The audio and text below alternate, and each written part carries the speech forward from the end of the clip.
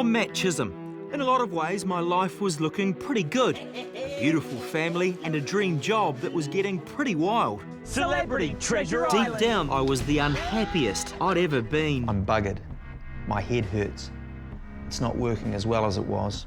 I promised my old workmate, Greg Boyd, before he died from depression, I'd go see the doc. I actually came away from that conversation with Greg that day thinking that he was in a better place than me.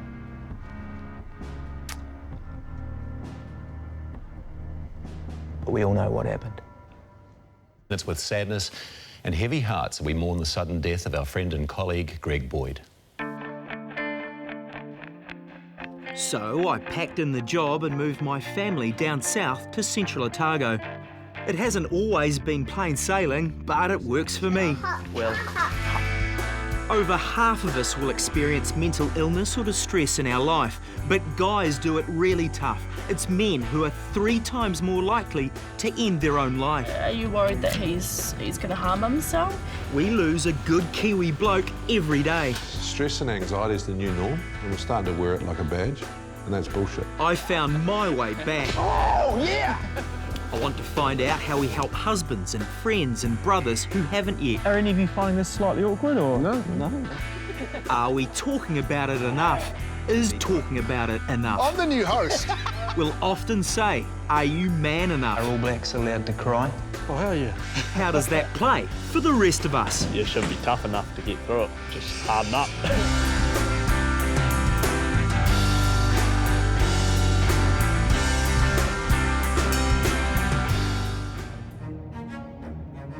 I remember the day Greg left us. I don't want any more days like that. We can't keep losing people. We need to do something about this. Or that I'm not necessarily a leader. I feel like I've got a job to do in this space. I feel like I can help a lot of people. I want to start the conversation. The conversations that I had with all my friends and colleagues when I put up my hand and said I'm not okay. I want to have those conversations before people start breaking. In the cities, in the towns, in the country, that you're actually more of a man when you put your hand up. 16 to 8, Radio Central. We got Shane and Matt, breakfast with all the trimmings. I hope you're feeling happy now. That's what we're here to talk about. It's a massive challenge, but we've got to start somewhere. So I've come down to the local radio station where my mate Shane has put the call out.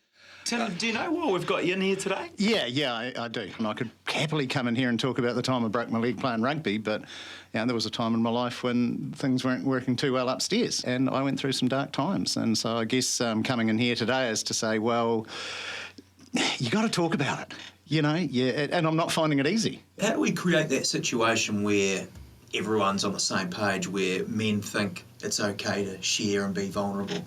Slowly. and through things like this. We have a very special guest, Annie Kennedy, in the studio. Morning, Annie. Very special. Hi, everyone. Hi, Shane. Hi, Matt. Nice to meet you. Nice to meet you too, Annie. My oldest son, Addison, has been struggling with mental health issues probably since about sixth form, year 12 in particularly. And we wrapped as much care around him as we could. I flew to Auckland. Addison picked me up at the airport, as he usually does, and I had the most beautiful evening with my 2 boys. And he gave Jordan the biggest hug at the end of the night, told him he was the best brother, and he gave me the biggest squeeze ever. Told me that I'm the most amazing woman in the world, and he's so grateful for me. And I just thought it was the signal of a shift. But yeah, that was the last time I saw him. Oh, Annie. He was 22. I remember at his funeral, someone said, he's like the midwinter sun, casts a light on so many people. He had such an impact on so many lives, but the sun can't see its own light. That was something that really resonated with me with him. He had no idea what he brought to the world. And I think everyone just needs to believe that you're having an impact in a positive way around so many people, and you just can't see that in this moment. I don't know what the solutions are, and I'm delighted that people like you guys have got the courage to bring this to the front.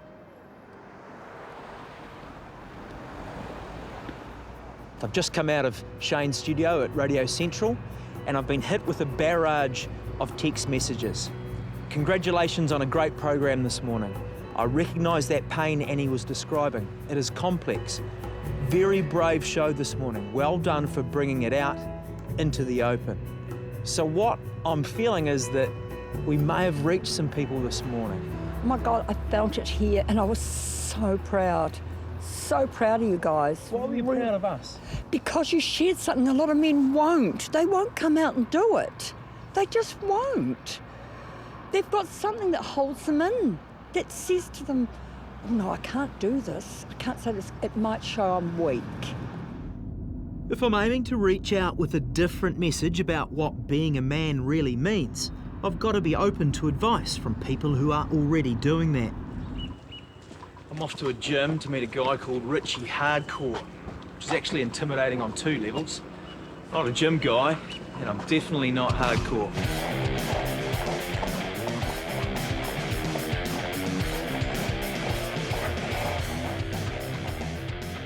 Richie has built his public profile on men's health from his reputation as a champion fighter. You couldn't get more masculine than this, could you? Well, no, see, this is where it's interesting. Okay. Because you're saying that fighting is an inherently masculine thing. I think I'm saying that. And we can say that perhaps that's a social construction.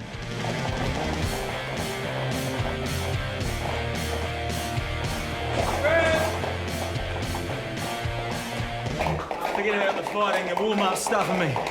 When we think about masculinity, we have this real stereotype of what people in the space call a man box. Don't cry, toughen up, harden up, drink heaps of piss, score heaps of birds. I don't want to incriminate myself here, but you were describing the culture that I was brought up in. It's a culture we're in all the brought deep up in. south. Yeah, but that's the problem. It is the problem. 1, 2, 3, 2, okay. Are you saying we shouldn't stereotype men? Yeah, 100%. Yeah, I get more excited the more I talk about it. We shouldn't stereotype boys and men. The more I do it, the more I strip back, I guess, the layers of why men commit violence, why we have such a problem with mental health, particularly for men, suicide, substance abuse.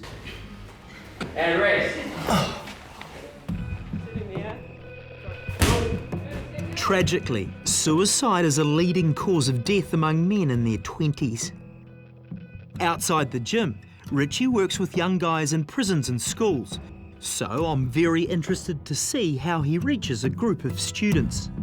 You're not going to talk to your dad about emotions or talk to him about the sport or grilling on the barbecue or something like that. Are you saying that's... I don't talk to my dad about emotions. And that's because that's not what he did with his dad. That's not what my granddad did with his dad. So it's like, on that side of the family, you don't talk to your dad about emotions. You talk to your mum about emotions. Like, I don't feel inherently like I can't talk to my dad about emotions. I just know that I can't. Have you ever told your dad you love him? Not regularly, no. How old are you? I'm 19. Did you tell your mum? Yeah. But not your dad? No. It's not because I don't, it's just, yeah, something that seems awkward. Richie, this has actually quite affected you, hasn't it, hearing this? Yeah, totally. Because I know that there are like millions of boys the same as you who can't talk about their feelings. And when you can't talk about your feelings, it leads to like really damaging behaviors. You know what I mean? Like, one of the leading killers of young men is suicide. And imagine if we had a society of boys who thought they could tell people how they actually felt. Yeah. If I'm going to do something about this problem, I need to understand the solutions. We're not reinventing the wheel here. There are amazing academics thrashing out the answers here in New Zealand every day. Taylor Jane Cox has done an incredible study speaking to young Kiwi men. 15% of 450 young men had attempted suicide. Yes, or purposely hurt themselves was, I guess, the wording, but yeah. So for us, that was quite an alarming statistic. I'd actually checked that a couple of times. That's so sad.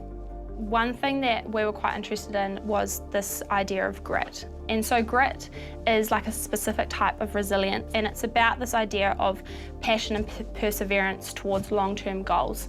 And we found that in the people that were high in hopelessness, if they had high grit, the suicide risk measure came down. The other interesting thing about grit is that it's not just measuring being able to persevere and keep going, it's also saying, hey, look, stuff like shit happens, and sometimes life can be really rubbish and things can go wrong, but can you push through those bad things and keep going forward? So it's not saying that you're this perfect person that can keep going forward and forward and forward. Grit actually measures those people that when something goes wrong, how they cope and if they can get through that.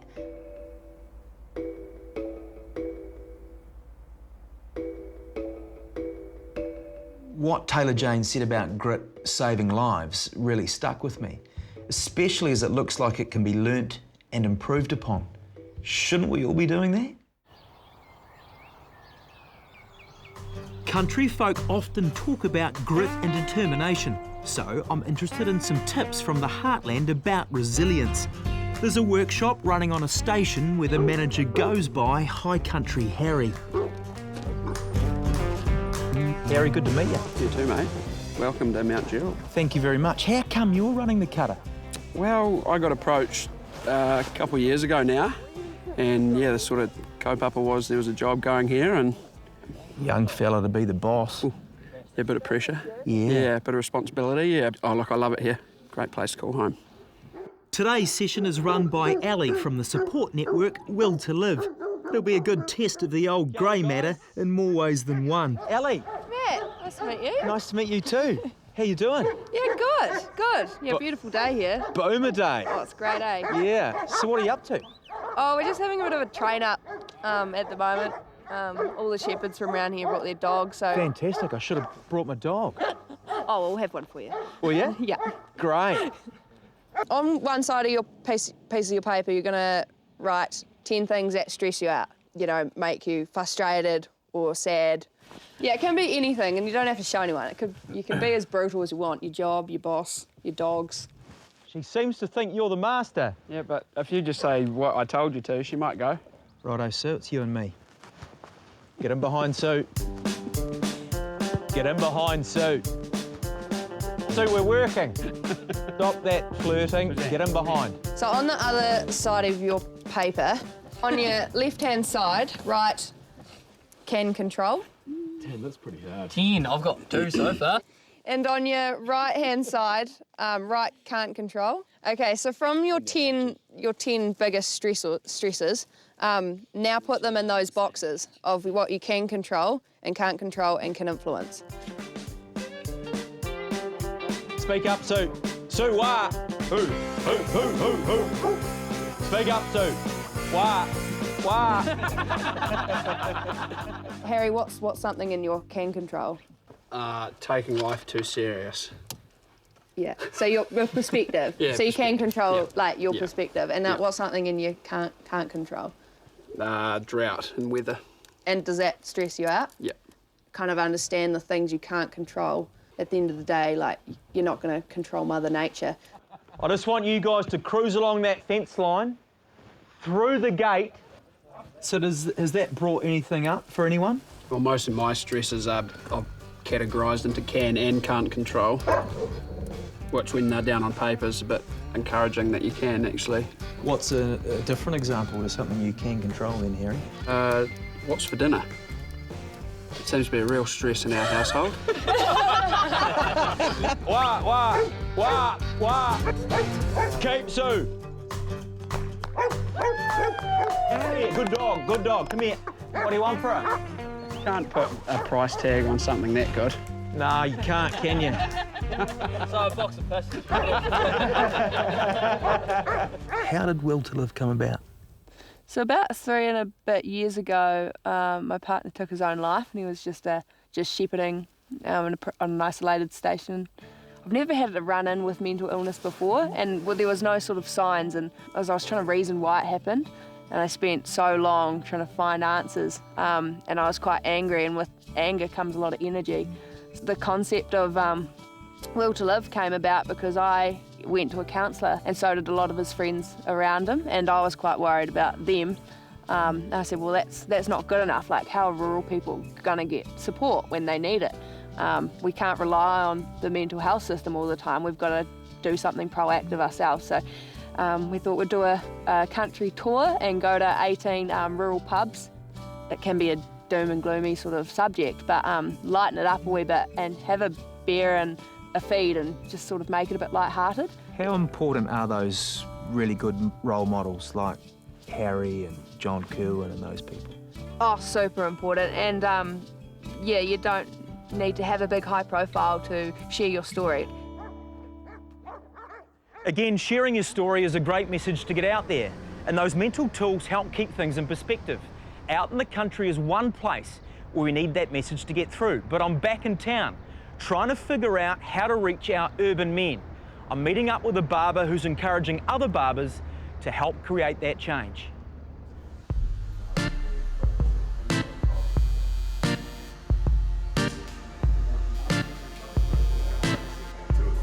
So, why did you pick up the scissors?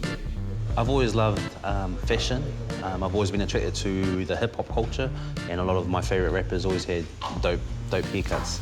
When I started cutting hair more often at home in the hood, where I grew up in, a lot of guys were opening up and sharing things that, you know, I've never heard of.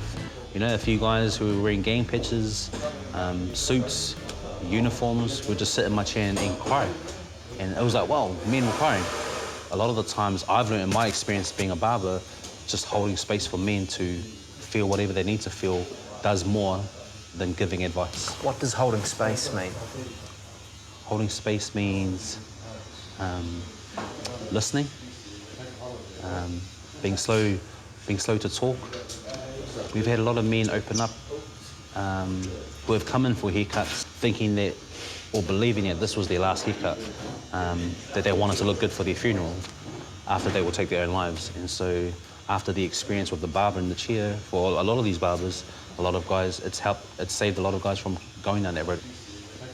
Guys will share their pain through laughter, through jokes, but we all know, behind every joke is some sort of truth. And so, yeah, if you're listening, you can hear it. You seem like a man on a mission. My family, my whānau is, we just want to create violence-free communities for our children to grow up in. And if I can do anything, which I can with this vehicle that we have as a barbershop, I will. Now, there's some great work going on in our community, but at a certain point, and I know this from personal experience, you need professional support. I know a doctor who's taking mental health care to the remote corners of New Zealand. His ambulance is quite a statement, and he's also tapping into the virtual doctor sitting in our pockets.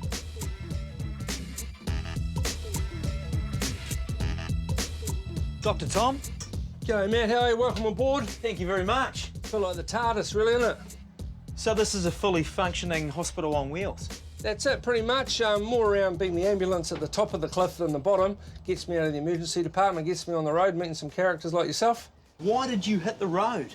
Oh, well, I've been working in the emergency department for 25 years, just seeing people like strokes and heart attacks and suicide and self-harm, and so much of it's preventable. So I thought, why don't I get on the road and take blood pressures, measure people's mental health and get to them early rather than sitting there waiting for them to come in. I could actually do with a bit of a checkup. Yeah, I think we all could. Well, let's start with the checkup from the neck up. The first thing to do is measure stuff, right? Unless we measure it, we can't manage it. So I've built this Kind app, so I'm going to quickly check your healthy thinking score. So there's 10 questions there. So it just tells you how miserable you are, and often you don't know how miserable you are until you measure it, right? So get started. How often do you feel sad? Probably 30% of the time. Felt disappointment. Anger. I felt guilt. I'm quite bad on the guilt, 40%. Frustration, often. Roll your sleeve up and... I've got such big muscles, mate, I can't... Big guns? Big gun. So it wants to be below 120 over 80. Pulse has gone up a little bit. So is this a good indicator of stress? Yeah, absolutely. Yeah, it's one of the indicators, yeah. So you don't mind sharing your score on camera? Well, it depends how good my score is. Well, you got an orange light for that, basically, so that's 28 out of 40, you know, so you got a bit of stress and a bit of stuff, a bit of emotions going on in your life, so... I'm an emotional guy. Yeah, well, you know, but it depends on how it affects you and puts your blood pressure up and your risk. You know, I'd want to, you know, talk a little bit more in depth and look at some of the other factors in the KIND app and then come up with a bit of a diagnosis and a treatment plan because, you know, you might think that's normal for you because you're running around, but, you know, there's other people your age that have got green lights and all that stuff, right? So there's something we can fix. So, you know, I mean, if you find something, I've got to tell you, right? Yeah, and we're just letting the nation know as we go. Oh, well, you started it. Well, I haven't started anything yet, but all these people working in men's mental health are teaching me a hell of a lot, while I figure out how I can help. One tough nut to crack is the workplace. The professional pressure I put on myself nearly broke me. But I've got an old mate running a company who wants to lead a revolution among employers. Craig, I feel like you've come a long way since we played footy together 22 years ago in North Canterbury. Makes me feel old, mate. It is. It's a little bit of a complete turnaround from where I was. So when I came home 3 years ago, one of the first things I did was told my story of my journey to where I am today. To be able to go through the good and the bad. There's a lot of tears in the room when I did that. It was pretty raw, my mental health journey and the struggles in which I've been able to get through and come out the other side. And there was a little bit of shock of, who is this guy, the new boss? Didn't expect that. And to be honest, I didn't expect that. I didn't go into that meeting thinking, yeah, I'm gonna bare my soul to everyone. It just kind of happened. How has our work environment changed? It's gone from clock in, clock out, 9 to 5, to basically find it really hard to switch off. And that flows into fatigue, flows into burnout, adrenal fatigue, not knowing when to turn off, how to turn off, what kind of expectation, what story are we telling ourselves of what the person on the other end is expecting. We have access to free counselling for a multitude of different things, whether it be mental health, to relationships, to finances. We treat all of our customers, so the accounting partners and small business customers, as employees in this scheme. So they are too. Wow. For the last 18 months, got access to free mental health and counselling support paid for by Xero. So at the moment there's around 880,000 Kiwis that are getting access to free support. Wow. Not only is it the right thing to do, you look after your people, your business performance is going to go up, which means profitability, your employee retention goes up, and that person is better off. So why are we not focusing on it more? It makes sense to me that if we want to reach men especially, then one of the best places to start is at work. Like more businesses offering professional counselling and support would be really powerful. In the barbershop, Matt Brown talks about holding space for those tough conversations, and he's invited me to join him in one of his weekly check-in sessions with his cutting crew. I've always said no to anyone coming into our space because it's sacred. And so, again, this is your space still, our space, so don't have to share anything you don't want to share. You know, don't have to go deep, but we'll just talk like we usually talk. Kapai? Yeah. So anything you guys want to bring up? Just, yeah, our culture is like dropping and everyone's just not going that extra step for other barbers in the shop. Like, I feel like I'm slacking on that too. Yeah, and it's almost like we need to try bring an atmosphere back in here a little bit more, but I'm not really sure how we could do that. I feel like recently I've gone through quite a few traumas in my life and feelings and gone through a rough patch recently, and I've just been like, nah, don't need to say anything, don't need to do anything. But I'm getting there, I'll sort it out eventually. Love you, bro. I promise that I'll hit you up about how you're feeling in the moment. Whenever I hit you up, I want you to tell me if you have the courage to. I promise you I'll show up to your pūhoro. Yeah, I've been thinking about it a lot, eh? What does that mean to you, hearing that?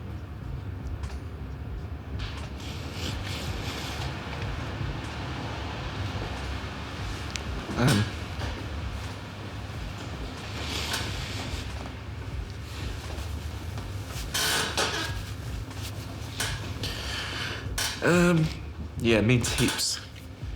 You know, there's not a lot of people that would show up the way that I would show up. That's why I don't have an expectation when people say certain things. You know, so just hearing that promise from you is just, yeah, it means a lot.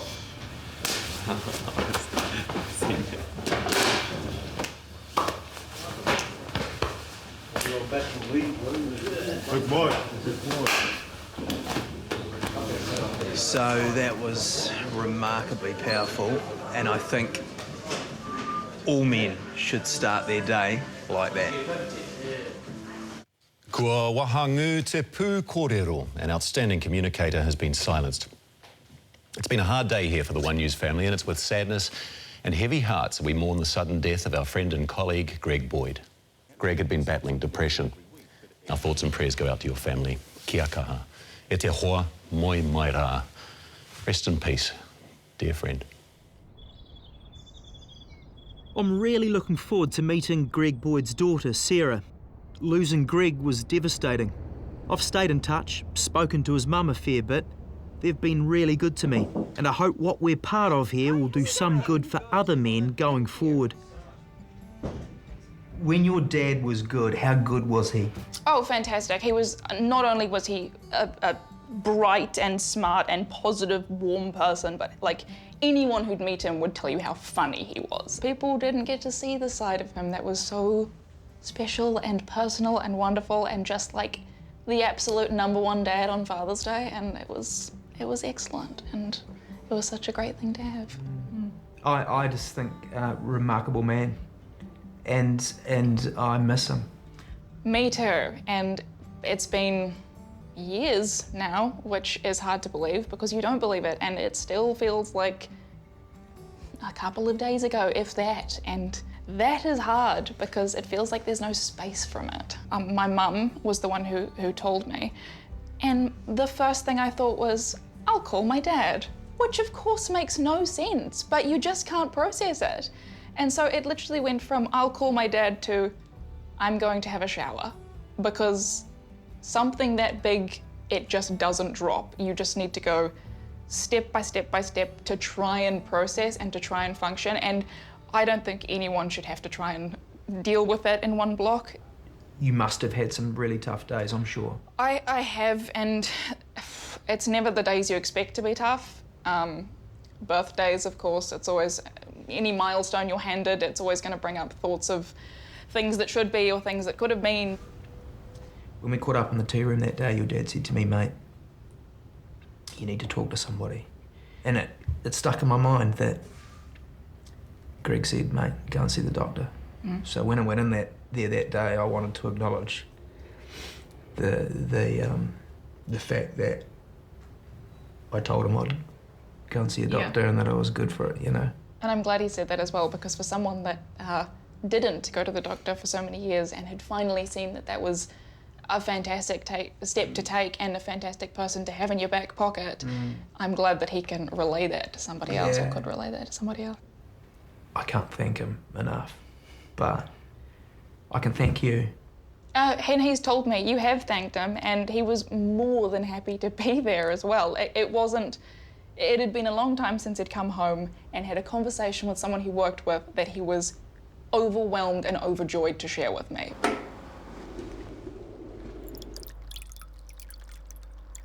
I got so much out of that conversation. It was so good for me. I hope it was as good for Sarah. It was something that I felt that I needed to do. And it's probably a relationship that I'd like to foster. Check in with Sarah from time to time and see how she's tracking. What a remarkable young woman. There's a lot to learn from the many amazing people and organisations pushing forward the conversations on mental health. If Greg or myself had just heard some of this before we hit rock bottom, perhaps we would have been able to get out before it got bad. I have to use this opportunity, this privilege, to build on this momentum. I need some help on how to reach men, so I've got in contact with a guy called Murray Streets who knows a thing or two about getting buy-in from blokes, and he told me to meet him here. Murray. Matt. How are you? Yeah, I'm very well. How are you? Good, mate. Hey, why'd you bring me to the home of New Zealand footy? Well, if there's anywhere that can hold men's attention for 80 minutes, it's this place, isn't it? So, Murray, you're an ad man. How do you change behaviour? You can see two sort of cultural portrayals of men. There's that classic man alone that maybe beer brands and car brands have always spoken to, the sort of staunch, independent pioneer type. And then there's another sort of caricature as well, which is the slightly younger version of that, which is the kind of larrikin. So what comes first? Is it the advertising or the culture? I think the two are symbiotic, because if you get great advertising, it becomes culture. So have you advertisers kind of got us into trouble here? I wouldn't say we got us into trouble. I'd say we've been victims of the same culture. Yeah, no, you're probably right. Hey, look, so Murray, we've been on this journey for a couple of months now, and I feel like we might need to redefine what it means to be a Kiwi man. I want to show you what we've been up to. Getting myself well again, because I knew just how good life could be. Oh, yeah! See, that's it. That's it? Yeah, that's it. It only takes 10 seconds of courage. Just step into that space, that brother's space, and say, bro, are you okay? I'm not a psychiatrist, I'm no specialist, but I care. And as we say, we give a shit. We're talking about a plan for suicide. Yeah, so a plan to end his life. You get upset when you realise there must be so many men suffering in silence, and then you see people like you who've gone on your journey, and just the positives that come from it.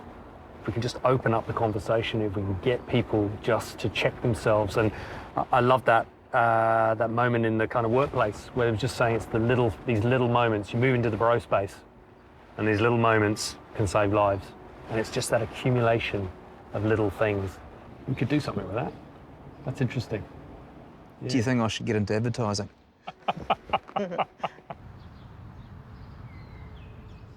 I hope we can reach New Zealanders. As a dad to sons, I think about how important the messages we broadcast are. I know one Kiwi who is getting cut through, whether he realises it or not, is role modelling a new kind of dad. Yeah, g'day and welcome to this instructional video on how to be a Kiwi dad. How to fish. Here, you wind it up, you got it, you grab it, yep, I'll grab the net.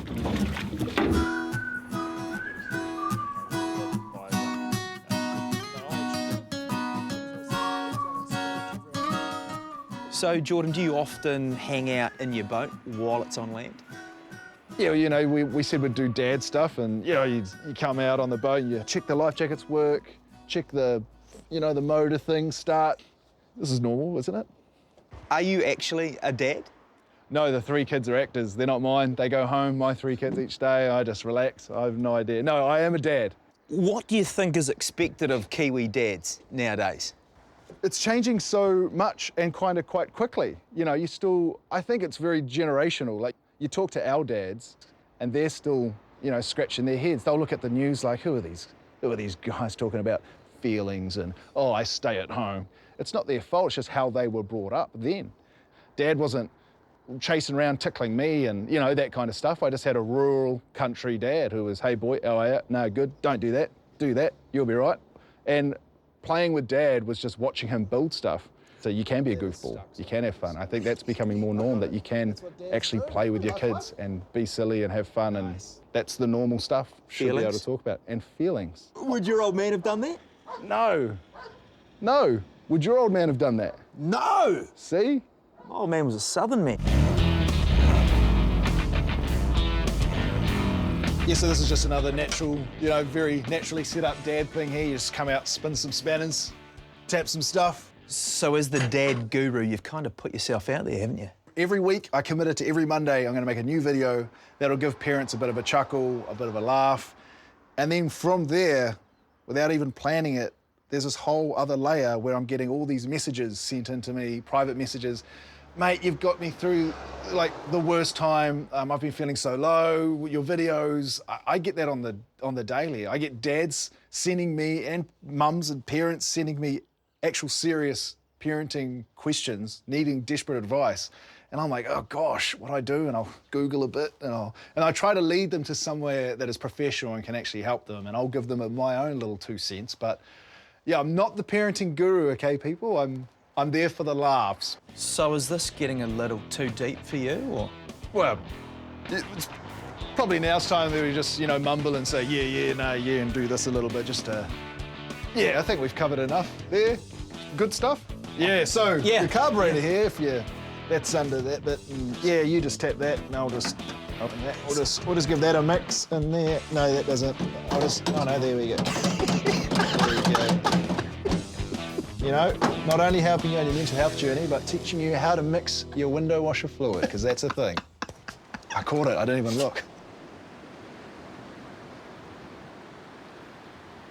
Talking to Jordan, the other thing I couldn't help but feel was my own struggle and how I found it really difficult to be good in my job and to be a really good dad, which I really wanted to be.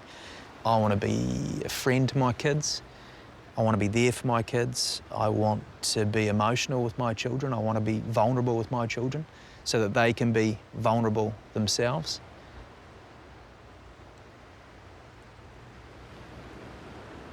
I definitely don't want to be depressed. I definitely don't want to be a depressed dad. I want to be a fun dad. I've learnt a huge amount about how men struggle. I reckon it's time to meet the big man himself, Sir John Kirwan. So we've spoken to so many people over the last month or two about mental health in New Zealand, and we're really encouraged by what everyone's doing and what they're saying, but we're not reinventing the wheel here. JK has been doing great work in this space for such a long time now, and so it'll be interesting to see what he has to say and how he feels about how we're going. JK, firstly, I want to thank you. I want to thank you for being a great All Black and role model and telling us all that it's okay to not be okay. It's a pretty hard decision at the time. Yeah, no, it was, retrospectively, it was one of the hardest decisions I'd ever made, because back then, I thought it would ruin my career, that I didn't want to do it. But anyway, I said to my mum, and she said, well, if you could help one person, you should do it. So that was my decision, and that's what I've focused on from then. Have things changed since you started the conversation? So the hardest thing for me was I felt like I'd failed. I really felt like I'd failed. Our suicide rates are going the wrong way. I think the last 4 years, 613, 618, 636, 668.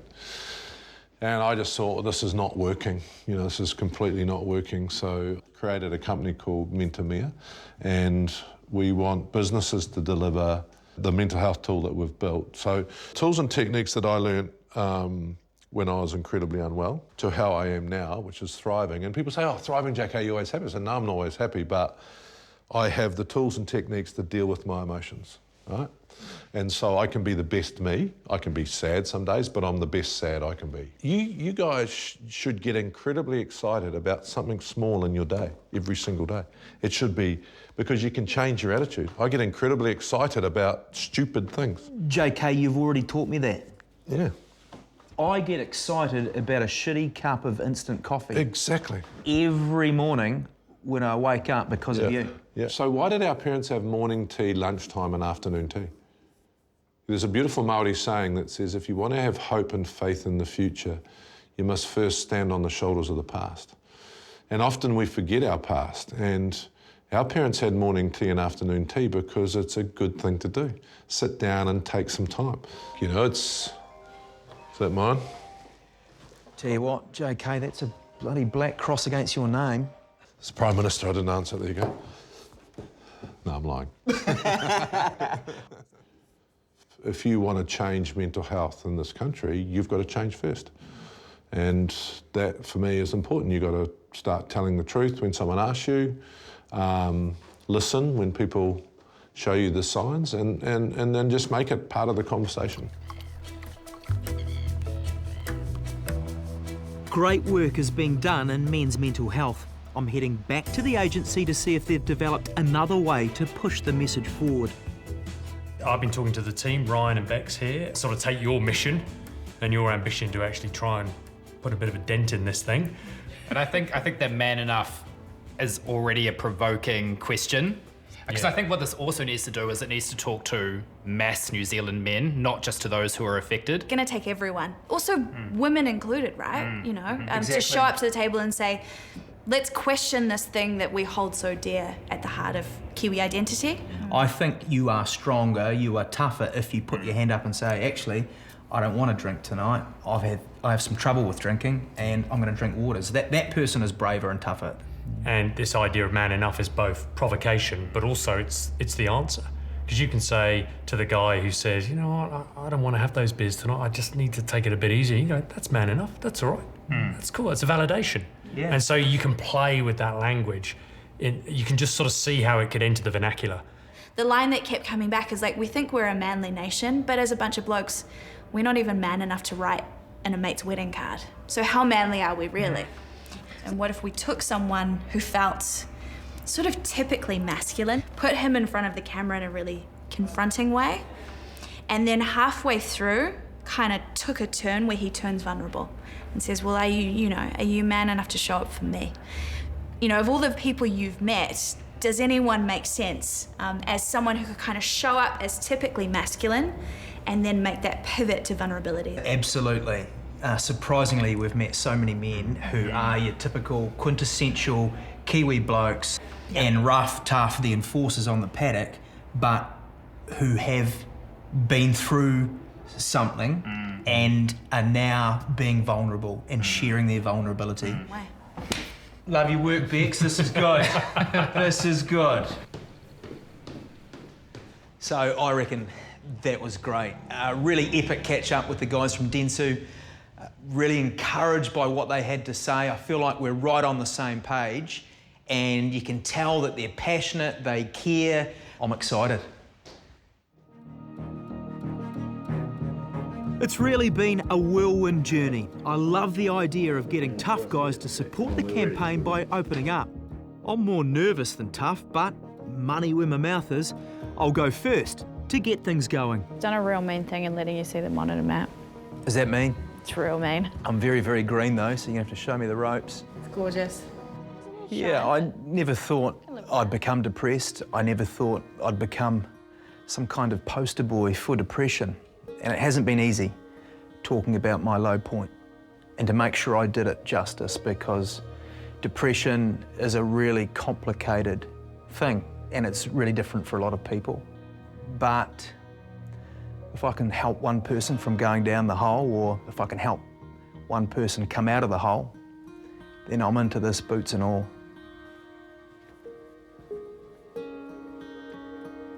None of us can do this alone. I need you. Are you man enough? Are you man enough to help? Are you man enough to change? Are you man enough?